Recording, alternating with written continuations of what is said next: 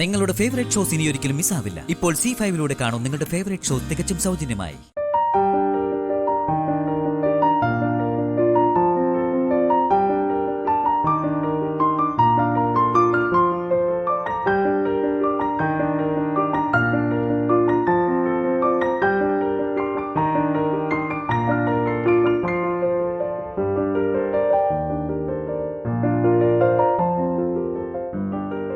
എന്നാൽ ഇനി നമുക്ക് ശരിക്കുള്ള ഉദ്ഘാടനം നടത്തിയേക്കാം. ശരിക്കുള്ള ഉദ്ഘാടനം കഴിച്ചിട്ടേ വിശക്കുന്നു.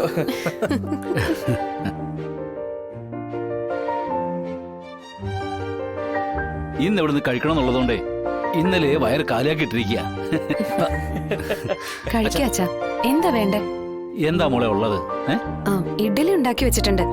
ദോശയാണെങ്കിൽ നല്ല ചൂടോടെ തരാം. എന്തായാലും കുഴപ്പമില്ല.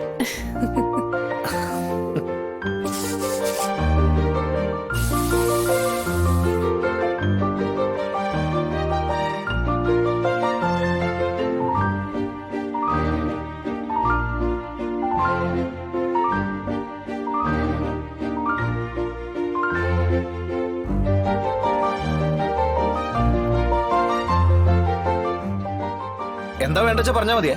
അച്ഛാ, എങ്ങനെയുണ്ട്? ഇത് നീ പതിവായി ഉണ്ടാക്കുന്ന പോലെ അല്ല മോളെ.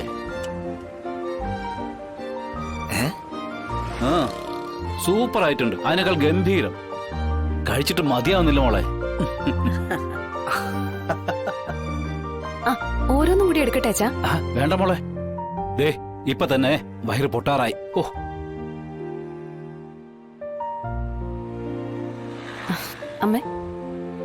അമ്മയുടെ അഭിപ്രായം എനിക്കറിയണ്ടേ? വിഷ്ണുമോൻ ഈ റെസ്റ്റോറന്റിന് ശാരദാസ് കഫേ എന്ന് പേരിട്ടപ്പോ എനിക്കൊരാശങ്ക ഉണ്ടായിരുന്നു. ഒരാശങ്കയും വേണ്ടെന്ന് ഇപ്പൊ നിങ്ങൾ തെളിയിച്ചു. കുടുംബശ്രീയുടെ മാനം നിങ്ങൾ കാത്തു. എന്നാ പിന്നെ ഒരു ദോശ കൂടി എടുക്കട്ടാ? അയ്യോ, വേണ്ട വേണ്ട. ഇവിടെ ഒരു ദോശ വേണം. ഒരു ദോശ കൂടെ കൊടുത്തേശനെ. കുഴപ്പമില്ല, നമ്മുടെ കടയില്ലേ.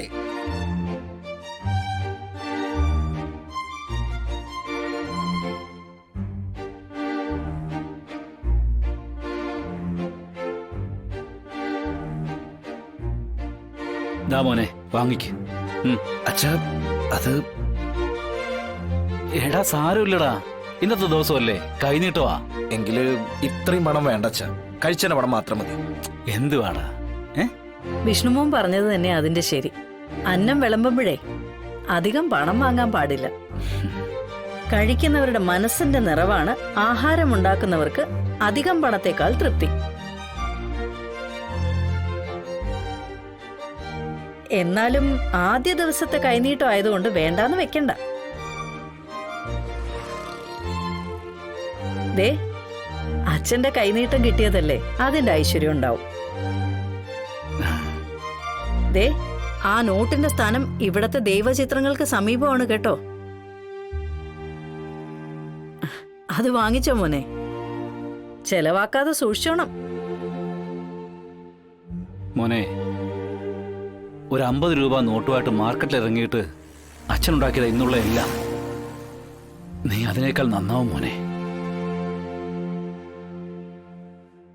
രാഘവൻ നായരുടെ ഉള്ളില് ഒരു തീപ്പൊരിയ ഉണ്ടായിരുന്നെങ്കിൽ നിന്റെ ഉള്ളില് തീയാ ഉള്ളത്.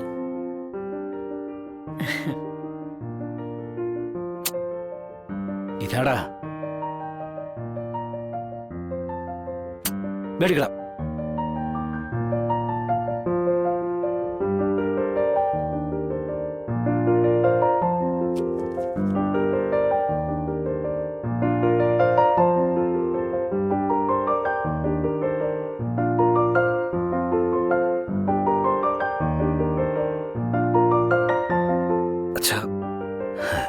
നന്നായി വരും മോനെ. ഞാൻ കാശ് ചോദിച്ചപ്പോ നീ അതില്ലാന്ന് പറഞ്ഞ നിമിഷം നിന്റെ രാജപദവി ഞാനിങ്ങ് തിരിച്ചെടുത്തു.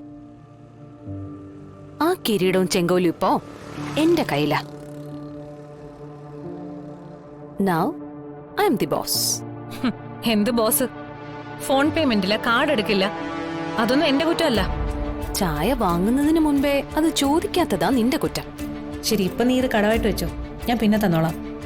നടക്കില്ല സുസ്മിതേ, ഇവിടെ കടമൊന്നുമില്ല. അല്ല പിന്നെ നീ എങ്ങനെ കാശ് വാങ്ങിക്കുന്ന? ഞാൻ ഈ റോഡിലിരുന്ന് നോട്ട് അടിക്കുവോ? നിന്റെ കാശും എനിക്ക് വേണ്ടെങ്കിലോ? പിന്നെ നീ കുടിച്ചതടക്കമുള്ള ഇവിടുത്തെ ചായ ഗ്ലാസുകളെ മുഴുവൻ നീ ഒന്ന് കഴുകി വെച്ചിട്ട് പൊയ്ക്കോ. നിന്റെ 10 രൂപ ഞാനങ്ങ് മറന്നേക്കാം. മനസ്സില്ലടി, നീ എന്താ ചെയ്യുന്നതെന്ന് ഞാനൊന്ന് കാണട്ടെ. ഒരു 10 രൂപയ്ക്ക് വേണ്ടി. അവിടെ നിക്കടി, ഞാൻ എന്താ ചെയ്യുന്നതെന്ന് കാണു നിനക്ക്.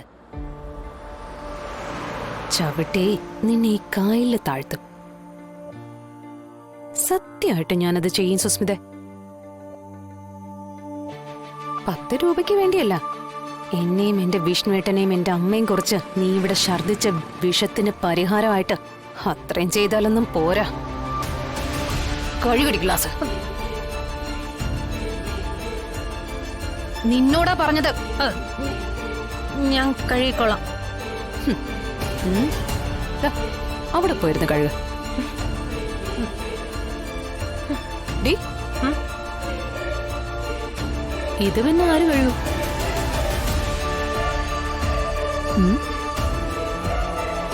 പിടിക്കടി.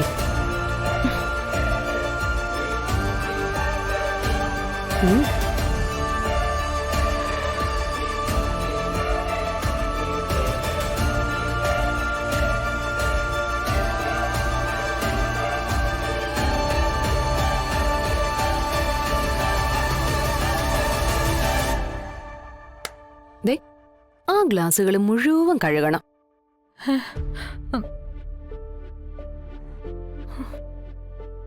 കഴുകടി പെട്ടെന്ന്.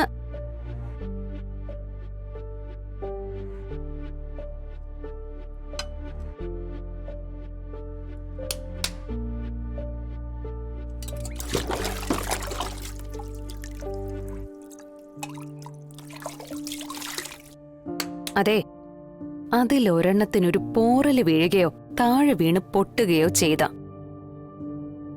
നിന്റെ ചെകിടടിച്ച് പൊട്ടിക്കും ഞാൻ. കുറച്ചു മുമ്പ് നീ എന്താ പറഞ്ഞേ? സെൻട്രലൈസ്ഡ് AC, സ്വിമ്മിംഗ് പൂളും ബാറും ഒക്കെയുള്ള ഹോട്ടലിൽ ജോലി ചെയ്യുന്നത് തന്നെ ഒരു അന്തസ്സാണെന്ന്.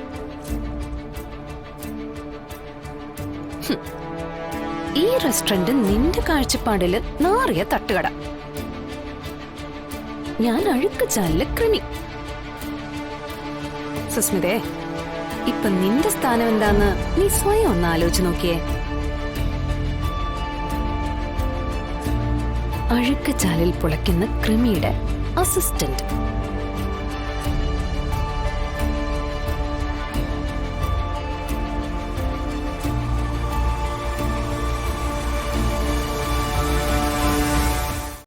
ഡൗൺലോഡ് ചെയ്യൂ C5 ആപ്പ്. കാണൂ എല്ലാ എപ്പിസോഡുകളും സൗജന്യമായി.